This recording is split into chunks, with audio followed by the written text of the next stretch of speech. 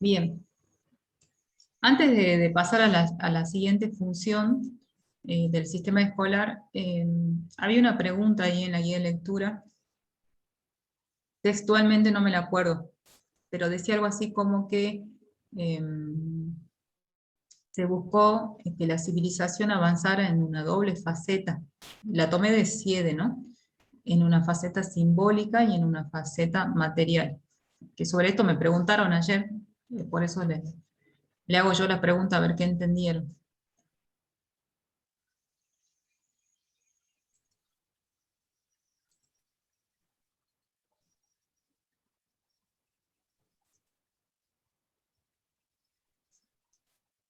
A ver quién se anima. Algo así, no me acuerdo la pregunta textual.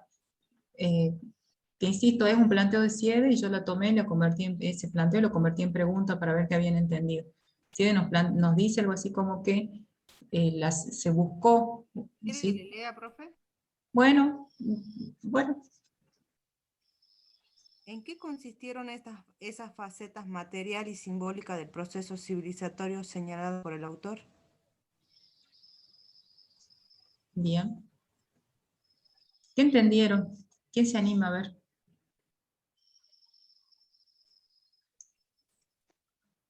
Profe, ¿Sí? de simbólico yo había entendido que hacía referencia a que era la tarea del sistema educativo que iba a contribuir a civilizar a la barbarie, Perfecto. haciendo referencia a los hábitos, a las costumbres y que a las costumbres de un modelo europeo, ¿sí? Enseñando una lengua, más o menos eso que yo había, o sea, o transmitiendo, hablaba algo acerca de una herencia cultural también. Perfecto. Bueno, ese era de que se avergonzaban, ese ya estoy hablando de otra cosa, ese de que se avergonzaban de la herencia cultural, esa Ah, de faceta simbólica. bueno, bien, perfecto, María. Bien, ahí está. Ese sería el avance de la civilización en términos simbólicos, que también implicó, porque Siedi nos dice, ¿no? La paradoja de este sistema escolar es que vino a traer, no lo dice así textual, pero por un lado, como fue la paradoja del propio proyecto sarmientino, por un lado era un proyecto de educación popular que buscaba incluir, integrar a la civilización vía integración al sistema educativo a toda la población, ¿no? Educable, ¿no? Entre comillas. Entonces, darle acceso a esta civilización, a esta lengua, a esta identidad, a esta nueva ciudadanía, etcétera, etcétera. Y, pero por otro lado, también implicó una suerte de violencia simbólica el avance del sistema educativo, porque implicó la aculturación para muchos, la imposición de una nueva cultura, ¿no? De nuevos con nuevos rasgos, elementos de lo que se consideraba, como dijo el compañero hace rato, la civilización, que era el modelo europeo. Bien, perfecto lo que planteó. Esa sería la faceta simbólica, que está asociada al sistema educativo. Al sistema educativo se le dio esa tarea, ¿no? Instalar eso en la población. Y la faceta material de la civilización, cómo se buscó que avance la civilización materialmente.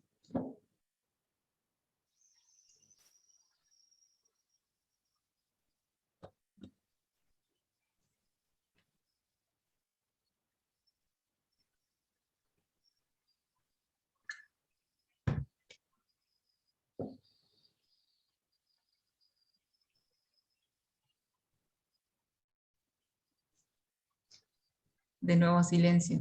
Materialmente,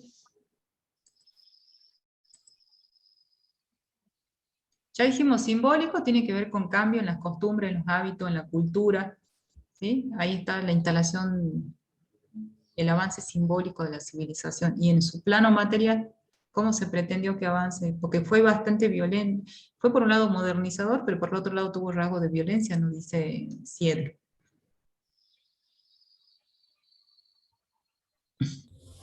A ver quién se anima.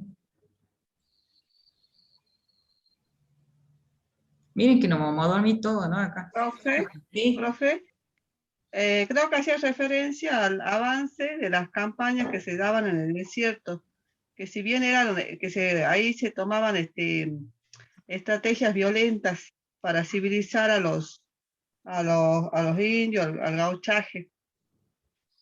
Sí, no O sé sea, si el uso de estrategias. ¿Ah? bien, bien, aunque el espíritu de esa campaña, o sea, lo que impulsó esa campaña no fue eso, no fue principalmente ir a civilizarlo, ¿no? Sino conquistar esas tierras para el modelo agroexportador. Pero está muy bien esto que usted plantea. Cuando CIEDE habla de la faceta material del avance de la civilización, dice, por un lado, se buscó modernizar al Estado y a la sociedad civil, construyendo puentes, caminos, telégrafos, incorporando instituciones de los estados modernos europeos y norteamericanos. Hubo progreso, hubo modernización, pero por otro lado también hubo una campaña del desierto que implicó el avance de la civilización sobre la barbarie, estoy diciéndolo en términos metafóricos, ¿no? Que implicó expropiación de las tierras, quizás aniquilamiento físico de muchos de esos habitantes, y ahí eso implicó para la mirada de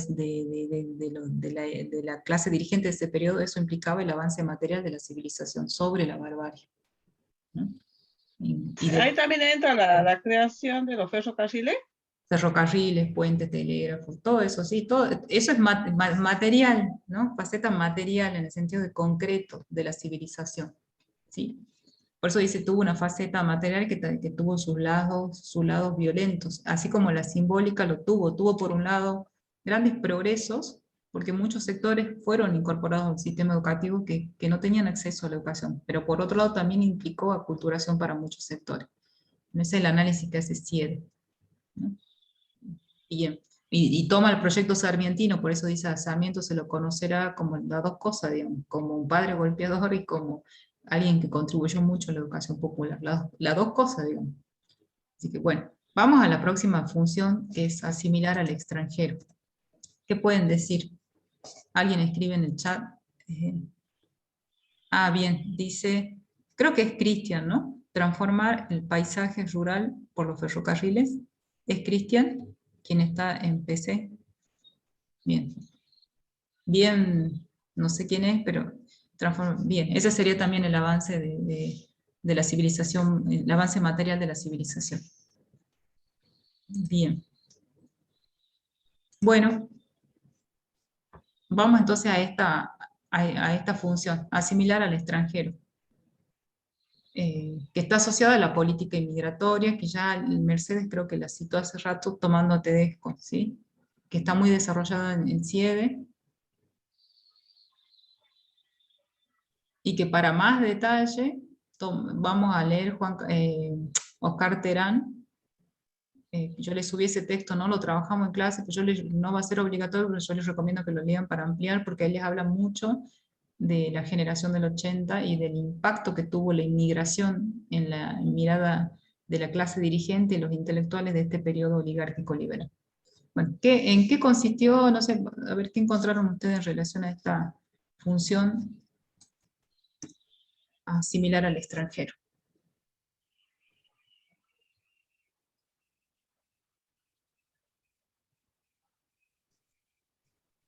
Esos silencios así, Profe, si lo sumamos, son minutos que salimos tarde. ¿Cómo? Sí, diga.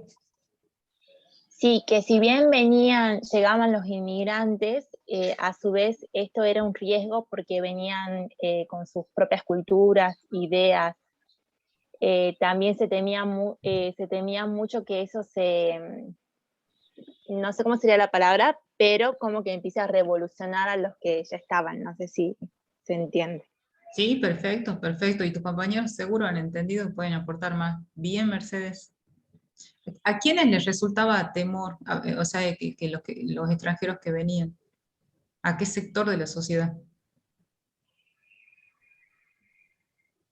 Sería no sé si está el término ya el sector oligárquico, a la élite.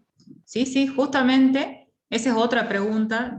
Vieron que la guía de lectura de CIEDE está dividida como en 3 bloques. Una serie de preguntas para la primera función, para la segunda. Bueno, cuando hablamos de asimilar al extranjero, claramente vamos a situarnos en el periodo oligárquico liberal. porque es ahora, en este periodo oligárquico liberal, donde empieza a ser una preocupación el inmigrante. La política inmigratoria que se había sostenido y fomentado durante el periodo de la organización nacional, ¿se acuerdan, no? Que ya incluso Alberdi decía gobernar bipolar, Sarmiento también compartía la misma idea, que había que traer inmigrantes, Pascual nos dijo hace rato que el inmigrante era sinónimo de civilización para Sarmiento, para Alberdi también y para muchos, y para Mitre, para Sarmiento y Avellaneda, cuando son presidentes también lo eran. Entonces, en ese momento se fomentaba con mucho entusiasmo la política inmigratoria. El propio Estado llevaba a cabo la política inmigratoria, pero en el periodo oligárquico liberal, que estamos a fines del siglo XIX, ahora ya se está poniendo en cuestionamiento esa política inmigratoria. Ahora se ve con resquemor, y es la oligarquía, ¿no? La oligarquía la que va a reaccionar, los sectores vinculados a la oligarquía, ¿no? La clase dirigente y la élite intelectual, que si le integran se la denominó la generación del 80, ¿no? Intelectuales de la época que eran políticos a su vez, ¿no? Ellos reaccionan, porque ahora, después de 1890, cuando estalla la gran crisis del campo que genera la revolución que da origen a la Unión Cívica, después nace el Partido Socialista, después más adelante el anarquismo, todo esas expresiones que están, que implican organizaciones de los obreros, así, de los inmigrantes, ahí empieza a ser entendido el inmigrante como un problema. Bien. ¿Qué más quieren agregar en relación a lo que dijo Mercedes?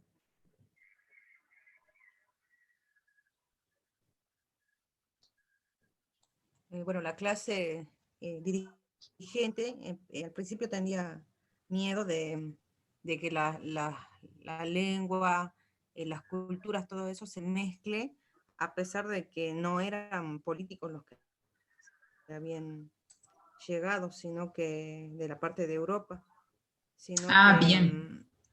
se estaba superpoblando con la inmigración, y bueno, la parte dirigente es como que vio una necesidad de afianzar,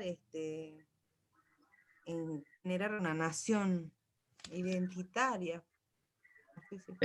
Bien, Susana. Entonces vos estás acentuando, estás profundizando algo que dijo Mercedes. Mercedes mencionó dos cosas en relación al inmigrante, y las dos son correctas. Acá en el chat se escribieron, ya tomamos lo que dice en el chat. Entonces, vos te estás concentrando en algo que mencionó Mercedes al principio. El inmigrante era visto como un peligro en términos culturales. Y esta va a ser la gran preocupación de la generación del 80, los intelectuales de esa época. Donde, si usted le enciende, aparece este término, el debate nacionalistas cosmopolitas en los intelectuales. Los cosmopolitas eran los que querían que todavía se fomente la inmigración, y los nacionalistas son los que empiezan a desconfiar del inmigrante. Sobre todo culturalmente, porque el temor en principio era cultural. Vienen de naciones jóvenes que allá se están consolidando con sus ideas muy arraigadas, su ferviente adhesión a sus propias identidades. Acá no se naturalizan, muchos de ellos vienen a vivir en colectividades, donde acentúan sus rituales, sus prácticas, ¿no? La Argentina es, no sé, un lugar de paso, digamos. Tienen hijos, y a los hijos los educan según esas ideas de sus propias nacionalidades de origen. Entonces, eso genera temor a nivel cultural, porque se tiene miedo, porque aquí recién se está consolidando, se está intentando consolidar esta idea de nación argentina. Y si vemos la cantidad de inmigrantes que vienen, que lo vamos a recuperar cuando veamos radicalismo, ya a inicio del siglo XX, empiezan a venir en tal proporción que en las grandes ciudades, como Buenos Aires o Rosario, en muchos casos equipara a la población nativa. Entonces o incluso un poquito más, entonces hay más extranjeros que nativos, en el caso de los hombres, ¿no? No así de las mujeres. Entonces eso genera preocupación a nivel cultural, la mezcla de lengua, todo lo que... ¿Sí? Profe, ¿y la preocupación además de cultural podía estar relacionada con las condiciones de trabajo en las que se encontraban los inmigrantes, o es más adelante? Usted dice, porque estaban ellos en malas condiciones laborales, Ajá, pero, ¿o no? en ese caso la preocupación no es para la clase dirigente, sino en todo caso, ahora tomo lo que usted dice para ver si se está refiriendo a esto y no lo entendí. Usted hace rato dijo algo que también en el chat lo escribió, creo que Cristian, no sé, el compañero, o la compañera, dijo, ahí dice, la oligarquía no quería que los extranjeros participaran en la política por sus ideas anarquistas y socialistas. Entonces, en las condiciones en las que vienen a trabajar, porque recordemos que vienen con la aspiración de hacerse la tierra, la América, pero en realidad terminan trabajando como peones portuarios, en los frigoríficos, rurales, con muy baja paga y en condiciones laborales muy malas. Entonces eso genera pronto los estallidos sociales en la Argentina, que se asoció al término la cuestión social, que era todas las problemáticas vinculadas al socialismo, al anarquismo, a las huelgas obreras, la huelga de inquilinos, toda esa conflictividad que se da. Entonces, eso sí preocupa a la oligarquía. No le preocupa que estén mal y vivan mal y cobren poco, justamente, ¿no? Porque de hecho hubo mucha resistencia a que se sancionen leyes obreras, ¿no? que el socialismo intentó cuando llegó al Congreso a fines del siglo XIX, sino que lo que le preocupaba era el peligro político que significaba el inmigrante. ¿Sí? No tanto porque Sí, vayan... profe, Profe, pero y a Sí, eso se lo puede llamar como una expansión de ideología, o sea, el miedo de por expandir la supuesto. ideología que ellos traían. Sí, sí, Ah, sí. bien. Y sí, sí, sí. Y se expandieron esas ideologías. Algo más quería agregar la compañera. no, sí que no había entrado a la clase pasada y estaba perdida con el tema ese. ¿La cuestión social es en este periodo o es más adelante? Eso no me quedó Acá, claro. En acá. ese periodo. Sí, el término, la cuestión social, en realidad es un término que se lo empieza a usar en Europa. Yo les decía ayer a los chicos, lo encontramos mucho cuando leemos sociología en la modernidad, pero en los historiadores aparece mucho el término. Bueno, es que no es que yo se lo metí, sino que está en los historiadores y se lo usó en Europa para describir, para explicar o para aludir a los efectos de la revolución industrial, que era la cuestión social, todos los efectos negativos de la revolución industrial, hacinamiento en la ciudad, levantamiento de obreros, huelgas, conflictividad, ¿no? Todas las nuevas problemáticas que empiezan a surgir. Esa es la cuestión social, vinculada al obrero en general. En la Argentina, los historiadores cuando usan ese término lo asocian fundamentalmente al obrero inmigrante, ¿no? Porque el nativo era el peón de campo, entonces no participaba todavía de esta idea y no va a participar hasta el mediado del siglo XX, digamos. ¿Sí? Eran sobre todo los inmigrantes los que vienen con estas prácticas, eran ideas de afuera también, ¿sí? Entonces son nuevas, incluso en Europa se están desarrollando. Así que esa es la cuestión social. Bien, Eh, profe, ya entendí. Acá, y si usted, para más detalle, yo recomiendo, quien quiera y pueda, traten de leer el texto de Terán, porque ahí alude, yo justamente lo incorporé porque iba a incorporar otro capítulo y le incorporé ese capítulo porque ahí les habla de la generación del 80, de la cuestión social, de la influencia del liberalismo en la generación del 80, de las ideas nacionalistas, ahí tienen más. Ahí nos explica por qué la generación del 80 tiene ideas liberales, como la oligarquía, este periodo oligárquico hay ideas liberales, pero a la vez conservadoras, ¿sí? En este plano son conservadores, por ejemplo, ¿no? De que molestan ciertos sectores sociales, que vienen a atentar contra el orden establecido. Dice acá en el chat, una respuesta pedagógica fue que se hicieron nuevos programas y planes de estudio para erradicar el carácter cosmopolita como elemento clave para el proceso de nacionalización en la enseñanza del futuro. Perdón, en la enseñanza por un alto patrio. Bien, perfecto, acá compañero nos trae a la realidad. Sigamos con la próxima pregunta, dice. ¿Sí? Bien, ¿qué respuesta dio el sistema educativo frente a esta amenaza del inmigrante? Amenaza cultural, amenaza política, amenaza sanitaria, porque traen enfermedades también, ¿verdad? Nuevas enfermedades. Y acá el compañero dice actos patrios y cambios en el plan de estudio, si no leí mal por ahí. Sí, con contenido nacionalista para erradicar ese carácter cosmopolita. ¿Qué más puede agregar algo?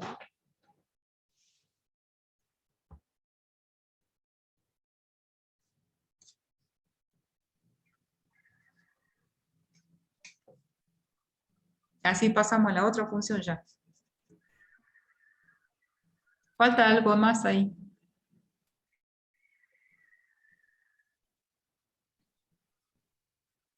Miren que le voy a agregar un texto a mano. Se lo iba a agregar y no se lo agregué, que amplía muchísimo esto que está diciendo. Ya no sé quién es, porque veo que está Cristian, que no sé quién es que está escribiendo ahí. Muchas gracias.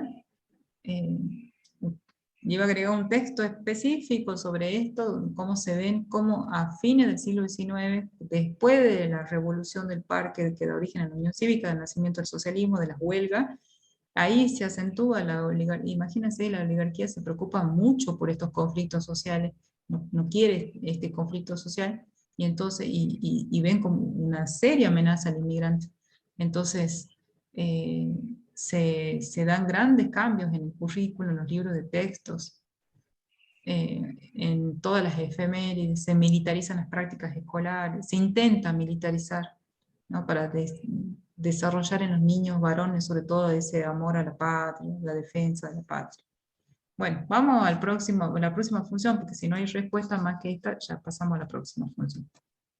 Normalizar al diferente. ¿Qué podemos decir que encontramos allí?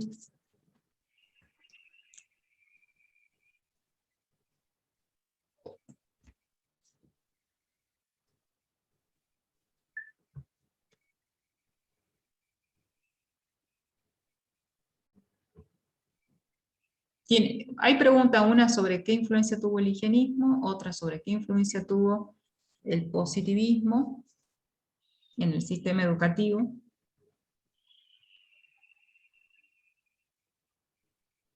Profe, ¿Sí? yo le quería hacer acordar que ahí en las copias falta esa parte donde dice asimilar al extranjero, justo falta esa Sí, página de la 72, sí, 73 sí. creo. Sí, hoy me escribió Susana por el chat y bueno, del foro, le digo, y le dije que mañana me haga recordar, porque la verdad que hoy estoy, miren, desde temprano y no tenía tiempo humano, pues tengo que buscar el texto para sacarle foto y tiene que ser del día. Así que mañana voy a estar tomando examen. Si llego a la luz del día, lo saco, si no, ya el domingo sin falta. Voy a tratar que sea mañana, sí o sí. Tengo que buscar, lo que me lleva tiempo buscar ese texto, donde metí, ¿sí? Y sacar foto y digitalizar.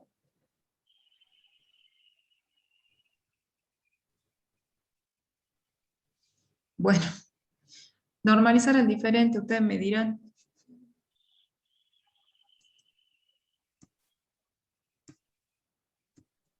Miren, ustedes tardan mucho, está todo, no queremos ir a comer, a dormir.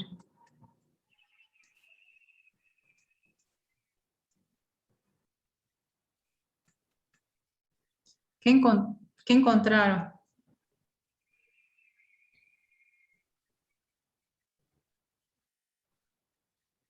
Voy a pasar esto.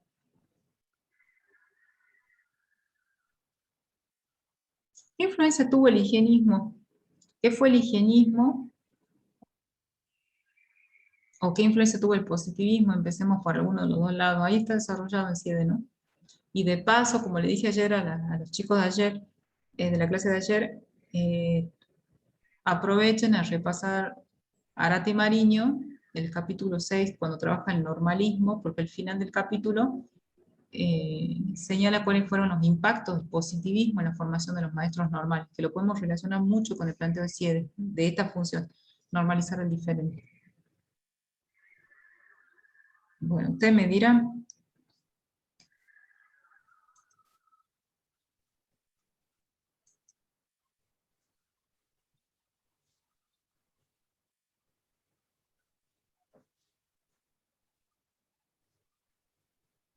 ¿Qué fue el positivismo? A ver, ¿quién se acuerda y qué impacto tuvo? Ya conocen positivismo de sociología de la educación. Bueno, ahora tenemos que ver cómo influyó en la Argentina, tuvo muchas influencias en este periodo. Muchos de los integrantes de la generación del 80 tenían influencias positivistas. De los políticos de la época, uno lee los debates del Congreso de la época y usan términos de positivismo, porque eran Acuérdense que los políticos tenían formación del Colegio Nacional y de la universidad, entonces tenían formación amplia en estos conocimientos. Son las ideas del momento, la idea del positivismo.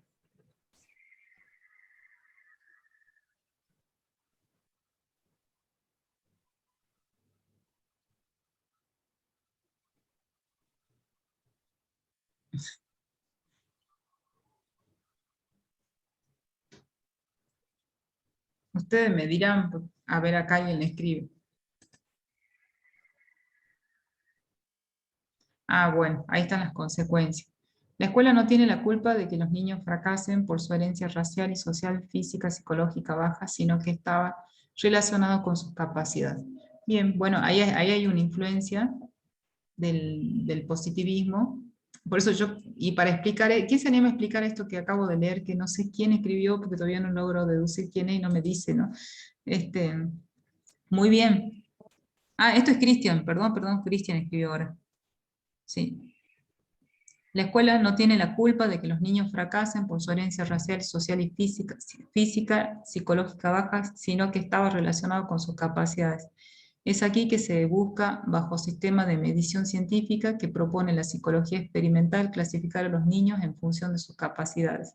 Y se tiene como conclusión que los niños normales no son considerados educables, los anormales debe ser, no son considerados educables y los que tengan algún tipo de anormalidad eran considerados. Ah, entonces se entiende como conclusión que los niños normales son considerados educables, bien, y los que no tengan algún tipo los que tengan algún tipo de normalidad eran considerados ineducables. Bien, perfecto. ¿Se entendió esto que escribió Cristian?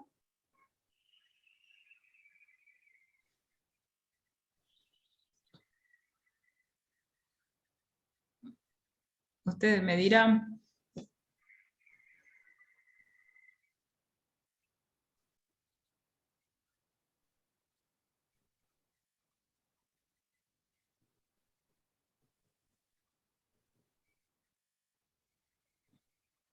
Y yo le hago una pregunta. Muy bien, Cristian. Todos los que están acá, ¿hay alguien del tercero o segunda?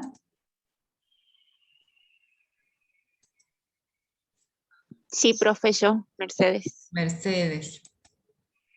¿Y Pascual también o no?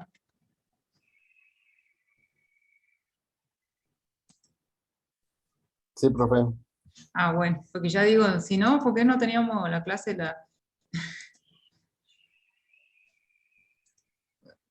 Ya me está enojando, dice, ¿no? Ah, bueno, hay más personas. Ahí están las chicas. Bueno, a ver. Seguimos, esto se entendió perfecto, entonces la influencia del positivismo, no hace falta nada más.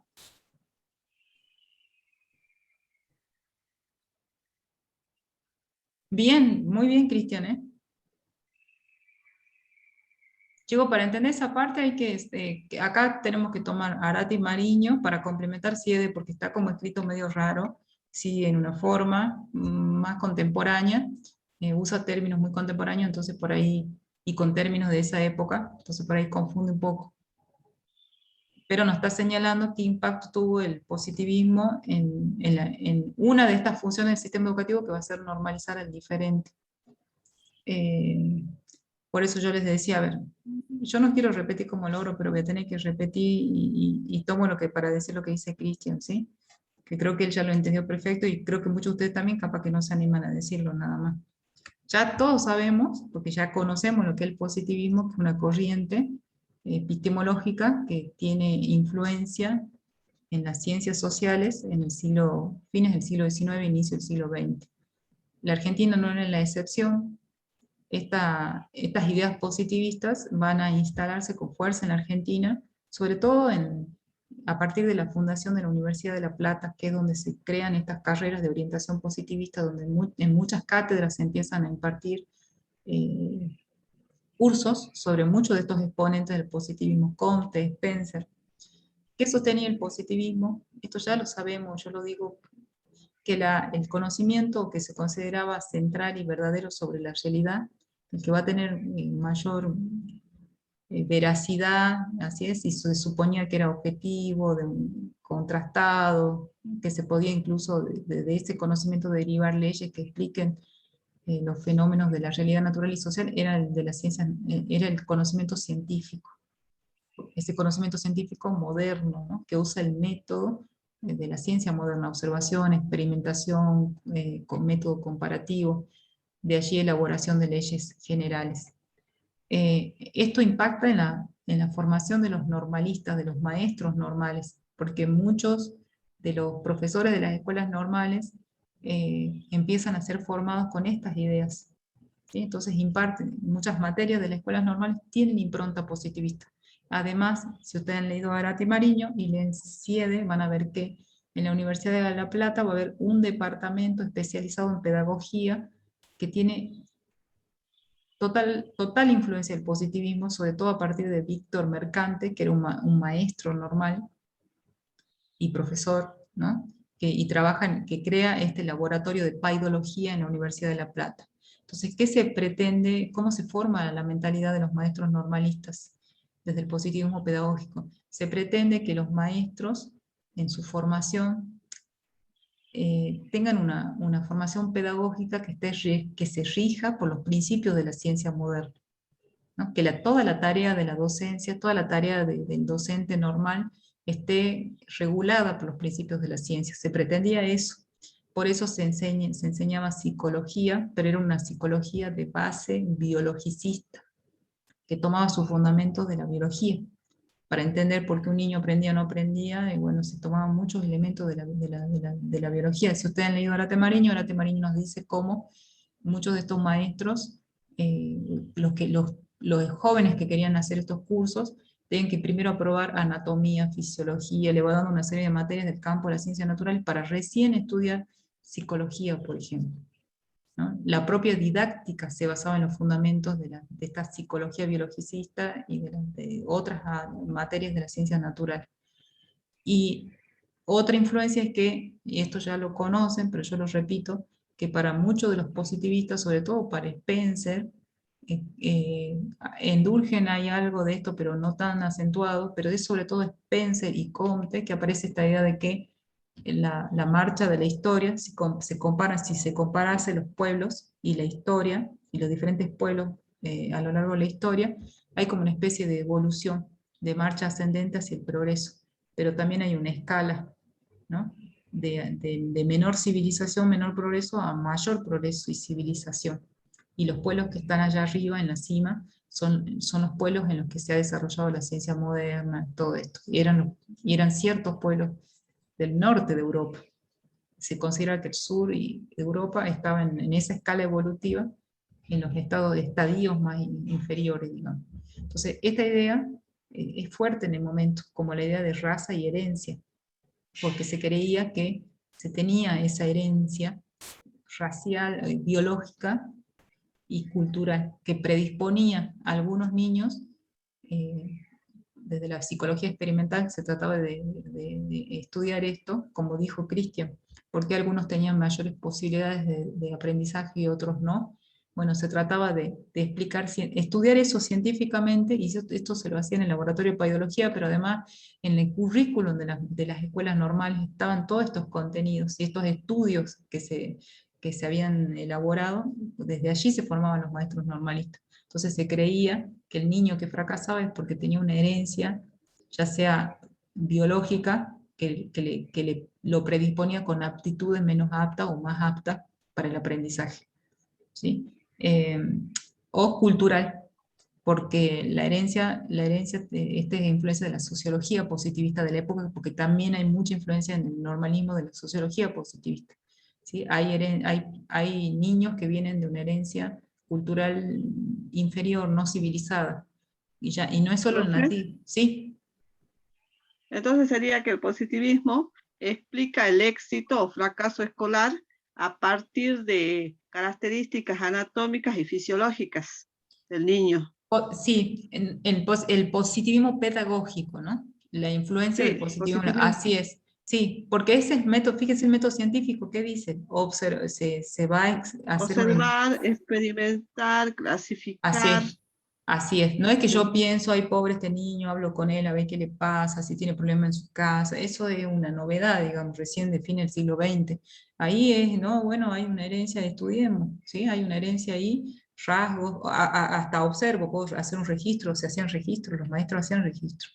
No, bueno, viene de una herencia de su casa, sus rasgos son tales, no hay estudio genético todavía, así que se deducía esto, ¿no? Con la observación. Así es. Esa es la psicología experimental del momento daba todas estas derivaciones. Y aparte, ¿quién se iba a resistir? Estaba científicamente comprobado. Ahora, esto suena fuerte, uno dice, pero ¿no? Cuestionable, pero si nos ubicamos en la época, hay que entenderlo también. Los maestros normales, si lo comparábamos con un estudiante del Colegio Nacional, el maestro normal tenía una preparación de más avanzada que el del Colegio Nacional, porque el Colegio Nacional estudiaba latín, griego, filosofía medieval, antigua, todo eso, seguía ahí. Y los maestros de las escuelas normales, por ejemplo, hasta llegaba a haber influencia de la física, de los últimos desarrollos de la física moderna. O sea, había de la química moderna, había mucha influencia de la ciencia moderna. Y hay que entender, porque así se pensaba en la época. Y Víctor Mercante, yo le decía ayer, que fue un maestro de escuela normal, que venía de condición humilde, pero había con beca podido estudiar en la Escuela Normal del Paraná. Cuando él va a desarrollar su tarea docente, una de las escuelas donde lo mandan es a San Juan. Y en San Juan ve que muchos niños no aprenden, y él, preocupado, intenta investigar por qué.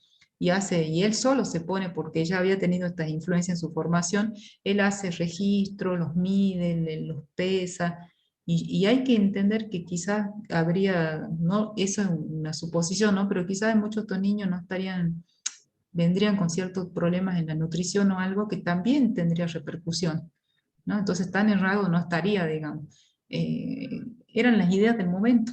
Y es más, se trataba de hacer una tarea muy seria, se quería hacer una pedagogía científica, digamos, de base científica, y desde allí formar a los maestros. Entonces también hay que entender, porque siempre cuestionamos, pero no no nos ubicamos en el periodo, digamos. Que hay que entender que por qué así se lo formaban los maestros. También es cierto, como dice Arati Mariño, que la pedagogía normalista de base positivista generó ciertos prejuicios en los maestros normalistas y cierto racismo muy acentuado, porque el maestro normal también egresaba con esta idea, en las civilizaciones son estas, estos son los rasgos, así se habla, y lo demás sigue siendo barbarie, digamos, ¿no? Bueno, otra influencia del positivismo se expresó con mucha fuerza en la didáctica. El maestro normalista tenía una fuerte formación en el qué enseñar, el contenido que venía de la ciencia moderna, y en el cómo enseñar, que era una gran preocupación de la época. El maestro no solo sabe el contenido, sino que tiene que saber cómo enseñarlo, y por eso hay una gran preparación en el método pedagógico, en los métodos. Entonces hay muchas materias que estaban asociadas a los pasos que debería seguir el docente. Recuerden que incluso tenía mucho más subordinación que ahora, ¿no? Porque no podía elegir ni el libro de lectura, tenía que ajustarse a lo que decía el consejo, a lo que decía el inspector, ¿no? Y el método era, para elaborar los métodos, el uso del pizarrón, de las consignas, de las partes de la clase, se organizaba ese método en función de las recomendaciones que se derivaban de la psicología positivista, de la sociología positivista. O sea, ese método estaba basado en fuentes científicas, se suponía, ¿sí? Entonces, si el docente usaba ese método, se suponía que iba a tener un buen resultado, ¿no? Y había una gran preocupación. Bueno, se está por cortar, nos sumamos una vez más, no sé, ustedes dirán, está incompleto porque falta lo del higienismo y falta lo de Tedesco. Me dirán ustedes, si no les subo